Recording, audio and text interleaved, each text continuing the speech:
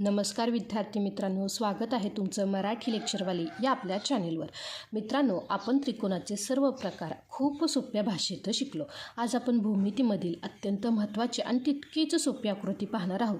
तर ती म्हणजे चौरस. 5वी ते 10वीचा अभ्यासक्रम असो, स्कॉलरशिप असो वा नवोदय परीक्षा, चौरसावर आधारित प्रश्न दरवर्षी विचारले जातात.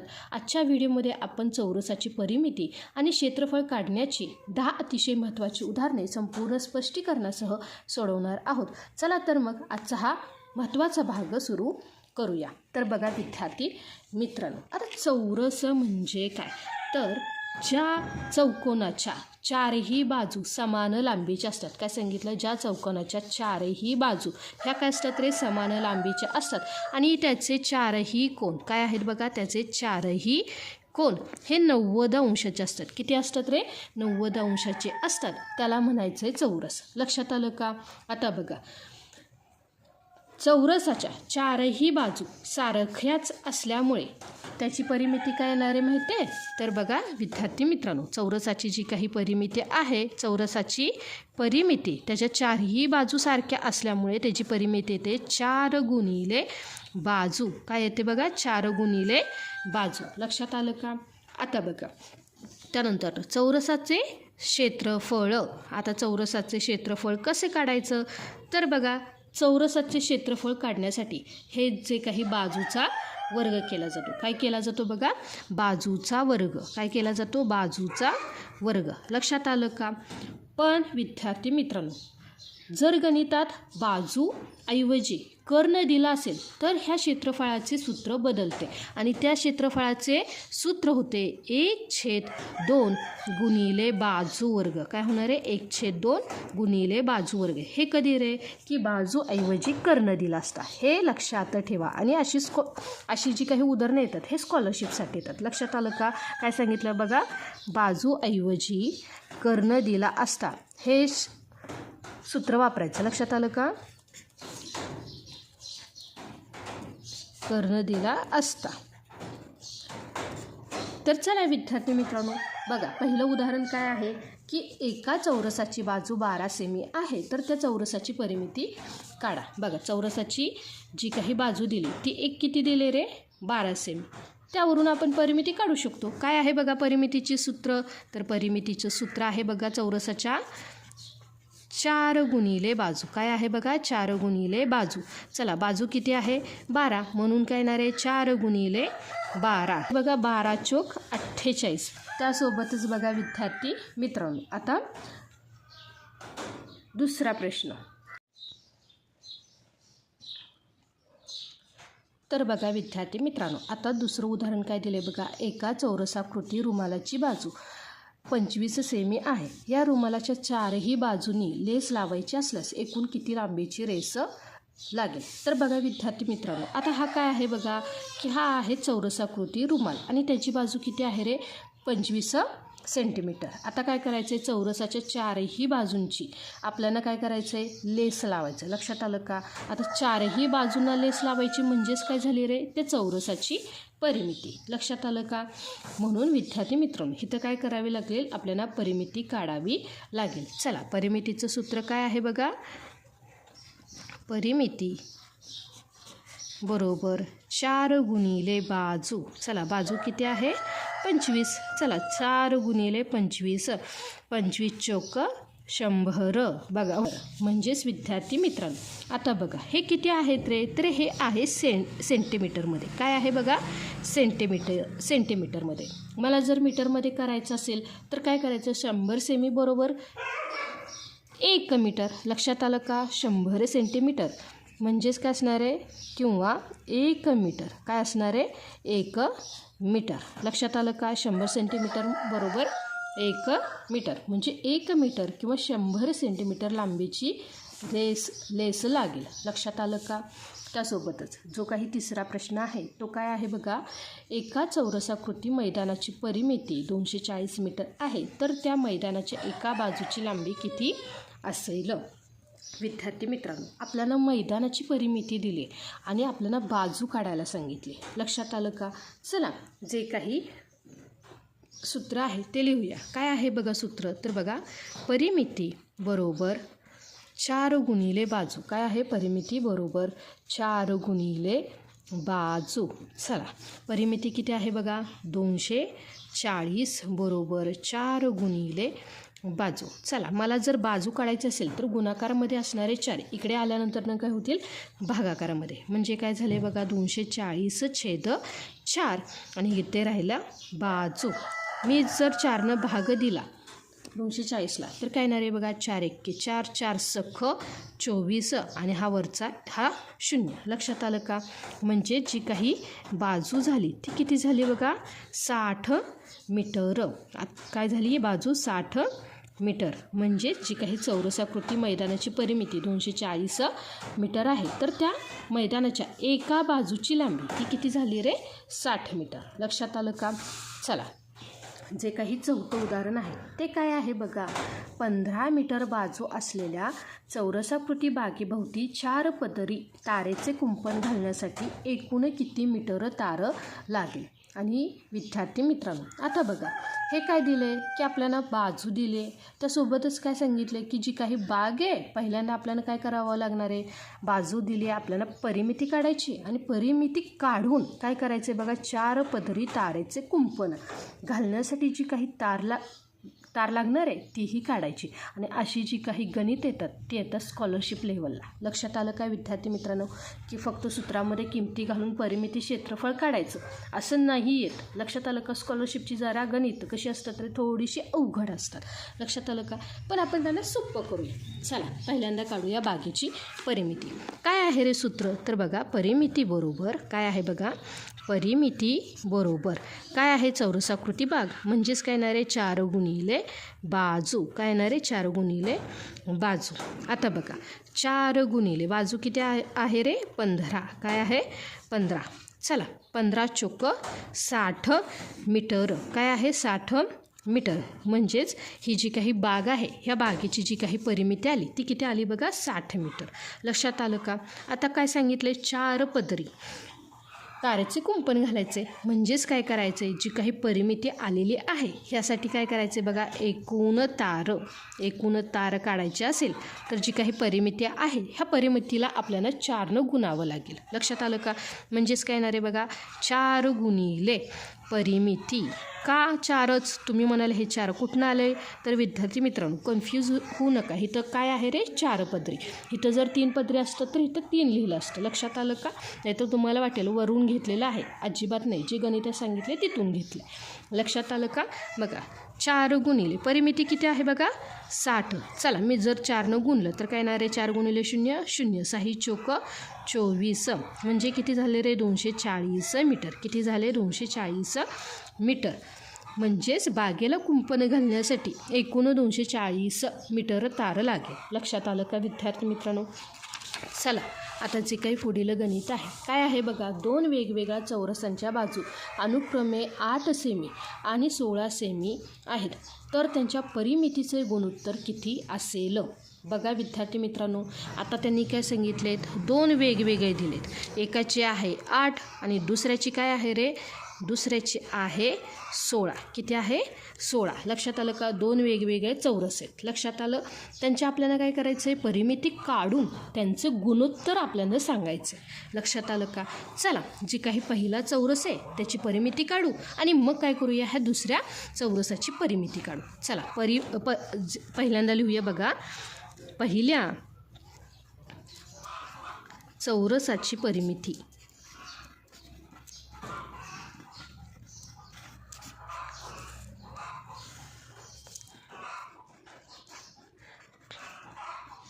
चला परिमितीचं सूत्र काय आहे बघा तर 4 गुणिले बाजू.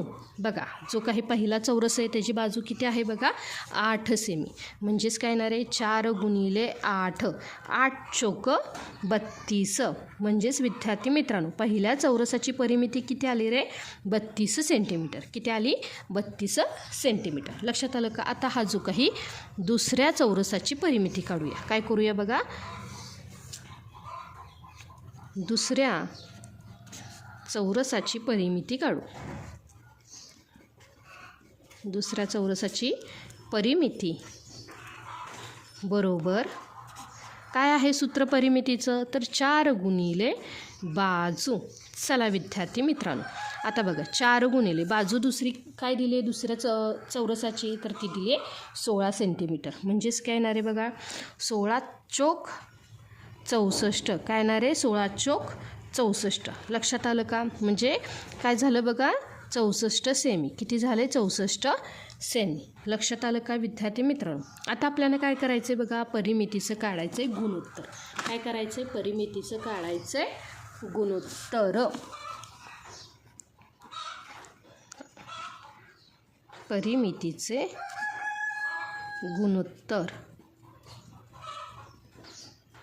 तर पहिल्या चौरसाचे गुणोत्तर हे दुसऱ्या चौरसाशी काढायचं आहे. म्हणून काय येणार आहे बघा, 32/64. काय येणार आहे? 32/64. लक्षात आलं का? जर मी 32नं काय केलं रे भागलं तर काय येणार आहे बघा, 32 एके 32, 32 दुने 64. लक्षात आलं का? म्हणजे उत्तर काय आलं बघा, 1/2. म्हणजेच विद्यार्थी मित्रांनो, जे काही दोन वेगवेगळ्या चौरसांच्या परिमितीचे गुणोत्तर आहे ते किती आलं रे? 1/2. लक्षात आलं का? म्हणजेच काय, 1/2. काय आलं बघा, 1/2. हे काय झालं रे? त्यांच्या परिमितीचे गुणोत्तर. लक्षात आलं काय विद्यार्थी मित्रांनो? आता जो काही प्रश्न आहे तो काय आहे बघा, एका चौरसाकृती जमिनीची बाजू 15 मीटर आहे, तर त्या जमिनीचे क्षेत्रफळ काढा. चला, ह्यासाठी सूत्र काय आहे बघा, तर क्षेत्रफळ बरोबर बाजू वर्ग. काय आहे? बाजू वर्ग. लक्षात आलं का? चला, आता काय आहे बघा, जमिनीची बाजू आहे 15 मीटर. म्हणजेच इथं काय येणार आहे बघा, 15चा वर्ग. म्हणजेच काय येणार आहे, 15चा वर्ग काय येणार आहे, 225. आणि जेव्हाही मित्रांनो आपण क्षेत्रफळ काढतो तेव्हा त्याचं एकक लिहायला विसरायचं नाही. त्याचं एकक काय आहे? चौरस. आणि ही काय आहे रे? मीटरमध्ये. म्हणून काय येणार आहे बघा, 225 चौरस मीटर. आणि चौरस मीटरला मी चौमी असं लिहू शकते. लक्षात आलं का? चौरस मीटर. लक्षात आलं का? तर बघा विद्यार्थी मित्रांनो, त्या चौरसाकृती जमिनीचे क्षेत्रफळ किती आलं रे? 225 चौरस मीटर. लक्षात आलं का? त्यासोबतच जे काही 7वा प्रश्न काय आहे बघा, एका चौरसाकृती फरशीचे क्षेत्रफळ 144 चौरस मीटर आहे, तर त्या फरशीची बाजू किती सेंटीमीटर असेल? आता बघा, आपल्याला काय दिलं आहे बघा, की फरशीचं क्षेत्रफळ दिलं आहे आणि आपल्याला त्याची बाजू काढायची. मग चला पहिल्यांदा काय करूया, सूत्र लिहूया. काय आहे बघा सूत्र, क्षेत्रफळ बरोबर बाजू वर्ग. काय आहे? क्षेत्रफळ बरोबर बाजू वर्ग. आपल्याला क्षेत्रफळ किती दिलं आहे? 144 बरोबर काय येणार आहे? बाजू वर्ग. आपल्याला काढायची विद्यार्थी मित्रांनो बाजू. जर मी दोन्ही बाजूंचं काय घेतलं रे? वर्गमूळ घेतलं तर इथं काय येणार आहे? फक्त बाजू. आणि 144चं वर्गमूळ येतं 12 सेंटीमीटर. काय येते रे? 12. हे कशावरून? कारण 12चा वर्ग किती येतो? 144. म्हणून दोन्ही बाजूंचं जर मी वर्गमूळ घेतलं तर ते किती आलं बघा? 12. लक्षात आलं का? ह्याचं आलं बाजू, हे आलं 12. तर विद्यार्थी मित्रांनो त्या फरशीची बाजू किती आहे बघा? 12 सेंटीमीटर असेल. लक्षात आलं का? त्यासोबतच पुढील जे उदाहरण आहे ते काय आहे बघा, एका चौरसाचा कर्ण 10 सेंटीमीटर आहे, तर त्याचे क्षेत्रफळ किती? बघा विद्यार्थी मित्रांनो, गणितामध्ये आला चौरसाचा कर्ण. लक्षात आलं का? आता आपल्याला इथं बाजू दिलेली आहे का? नाही. आता जेव्हा बाजू नाही आहे तेव्हा आपल्याला काय करायचं रे? मी जे काही सूत्र सांगितलं, काय सांगितलं? जेव्हा बाजूऐवजी कर्ण दिला जातो तेव्हा आपल्याला काय करायचं आहे? 1/2 गुणिले बाजू वर्ग हे सूत्र वापरायचं. लक्षात आलं का? चला वापरूया. काय येणार आहे बघा, चौरसाचे क्षेत्रफळ बरोबर 1/2 गुणिले बाजू वर्ग. काय येणार आहे? बाजू वर्ग. चला लिहूया 1/2 गुणिले. आता बघा हे काय आहे रे? बाजू वर्ग. लक्षात आलं का? पण आपल्याला कर्ण किती दिला आहे रे? 10. तो मी इथे ठेवला. लक्षात आलं का? काय केला? तो इथे मी ठेवला. तरच आपल्याला काय मिळेल रे? क्षेत्रफळ. लक्षात आलं का? म्हणजेच इथं काय येणार आहे? 10चा वर्ग. काय येणार आहे? 10चा वर्ग.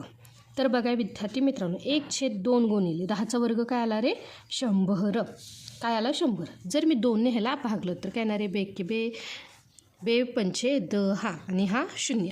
म्हणजेच विद्यार्थी मित्रांनो तो जो काही चौरस आहे त्या चौरसाचे क्षेत्रफळ किती आलं रे?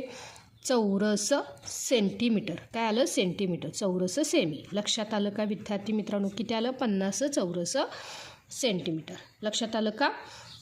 त्यासोबतच आता पुढील जे काही उदाहरण आहे ते काय आहे बघा. एका चौरसाची परिमिती 36 सेंटीमीटर आहे, तर त्याची तर त्याचे क्षेत्रफळ काढा. विद्यार्थी मित्रांनो, इथं आपल्याला दिली आहे परिमिती. लक्षात आलं का? आणि आपल्याला काढायला सांगितले क्षेत्रफळ. सर्वात आधी आपल्याला तर चौरसाची काय काढावी लागेल रे? बाजू काढावी लागेल आणि त्यानुसार मग आपल्याला क्षेत्रफळ काढावे लागेल. लक्षात आलं का? आता पहिल्यांदा आपल्याला बाजू काढायची. काय करायचे बघा? बाजू काढायची तर आपल्याला परिमिती लिहावी लागेल. म्हणजेच काय? परिमितीचं सूत्र. परिमितीच्या सूत्रावरून आपण बाजू काढू शकतो. बघा, परिमिती बरोबर 4 गुणिले बाजू. काय येणार आहे बघा? 4 गुणिले बाजू. परिमिती जर 36 आहे तर इथं काय येणार आहे? 4 गुणिले बाजू. जर बघा मला बाजू काढायचे तर गुणाकारामध्ये असणारा 4 मी इकडे पाठवला तर काय येणार आहे बघा? इथे 36/4 बरोबर बाजू. जर 4ने मी भाग दिला तर काय येणार आहे? 4 × 4, 4 × 9 = 36. लक्षात आलं का? म्हणजे बाजू किती आली बघा विद्यार्थी मित्रांनो? तर ती बाजू आली 9 सेंटीमीटर. काय आली बघा? बाजू आली 9 सेंटीमीटर. लक्षात आलं का विद्यार्थी मित्रांनो? चौरसाची परिमिती दिली, ती परिमितीवरून आपण काढली बाजू. आता आपण काय करायचं? क्षेत्रफळ काढायचं. काय करायचं बघा? क्षेत्रफळ काढायचं. आणि क्षेत्रफळाचं सूत्र काय आहे रे? तर क्षेत्रफळाचं सूत्र आहे बघा बाजू वर्ग. काय आहे? बाजू वर्ग. चला, बाजू किती आहे? 9 सेंटीमीटर. म्हणजेच काय येणार आहे? 9चा वर्ग. 9चा वर्ग किती येतो रे? 81. किती येतो? 81. म्हणजेच त्या चौरसाचे जे काही क्षेत्रफळ आहे ते काय आहे रे? चौरस सेंटीमीटर. लक्षात आलं का? चौरस सेमी. लक्षात आलं का विद्यार्थी मित्रांनो? आता ह्या व्हिडिओमधलं हे शेवटचं उदाहरण बघा. एका चौरसाचे क्षेत्रफळ 400 चौरस मीटर आहे, तर त्या चौरसाची परिमिती किती असेल? बघा विद्यार्थी मित्रांनो, आता इथं उदाहरणामध्ये आपल्याला क्षेत्रफळ दिले आणि आपल्याला काढायला सांगितले चौरसाची परिमिती. आपल्याला बाजू माहीत आहे का? नाही. मग आधी आपण काय करू रे? बाजू काढू. लक्षात आलं का? आता बघा बाजू कशी काढायची? तर जे काही चौरसाचे क्षेत्रफळ त्याच्यावरून आपण बाजू काढू शकतो. म्हणजेच काय बघा, जे काही क्षेत्रफळाचे सूत्र आहे ते लिहायचं. काय आहे बघा? क्षेत्रफळ बरोबर बाजू वर्ग. काय येणार आहे? बाजू वर्ग. क्षेत्रफळ दिले 400 बरोबर काय येणार आहे बघा? बाजू वर्ग. विद्यार्थी मित्रांनो, मी काय केलं रे? दोन्ही बाजूंचं वर्गमूळ घेतलं तर इथं काय येणार आहे? इथं येणार आहे बाजू आणि हे काय येणार आहे बघा? 400चा जे काही वर्गमूळ आहे ते काय आहे रे? 20. कारण 20चं जे काही वर्ग आहे तो किती आहे रे? 400. लक्षात आलं का? म्हणजेच बाजू किती आली बघा विद्यार्थी मित्रांनो? तर बाजू आली 20 मीटर. किती आली बघा? बाजू आली 20 मीटर. जर आपल्याला बाजू मिळाली तर आता आपण चौरसाची परिमिती काढू शकतो. म्हणजेच बघा परिमिती बरोबर काय येणार आहे बघा? परिमिती बरोबर काय आहे सूत्र? 4 गुणिले बाजू. काय आहे? 4 गुणिले बाजू. चला, 4 गुणिले बाजू किती आहे बघा? 20. तर बघा 4ने जर मी भाग लावला किंवा 20 चोक 80. लक्षात आलं का? 20 चोक 80 मीटर. परिमिती काय आहे रे? त्या चौरसाची परिमिती आहे 80 मीटर. लक्षात आलं का विद्यार्थी मित्रांनो? तर विद्यार्थी मित्रांनो, आज आपण काय केलं? ही जी काही चौरस आहे ह्या चौरसाची जी काही परिमिती आणि क्षेत्रफळ यावरील मूलभूत आणि जी काही स्कॉलरशिपसाठी विचारली जाणारी 10 महत्त्वाची उदाहरणं अगदी साध्या पद्धतीने पूर्ण सोडवून पाहिली. आता या मालिकेचा जो काही पुढचा भाग आहे ह्यामध्ये आपण पाहणार आहोत समांतरभुज चौकोन. लक्षात आलं का? त्यामध्येही अशीच 10 महत्त्वाची उदाहरणे पाहणार आहोत. तुम्हाला आमचा हा प्रयत्न आवडला असेल तर व्हिडिओला लाईक करा, गरजू विद्यार्थ्यांपर्यंत शेअर करा आणि चॅनेलला सबस्क्राईब नक्की करा. चला भेटूया पुढच्या व्हिडिओमध्ये. तोपर्यंत धन्यवाद.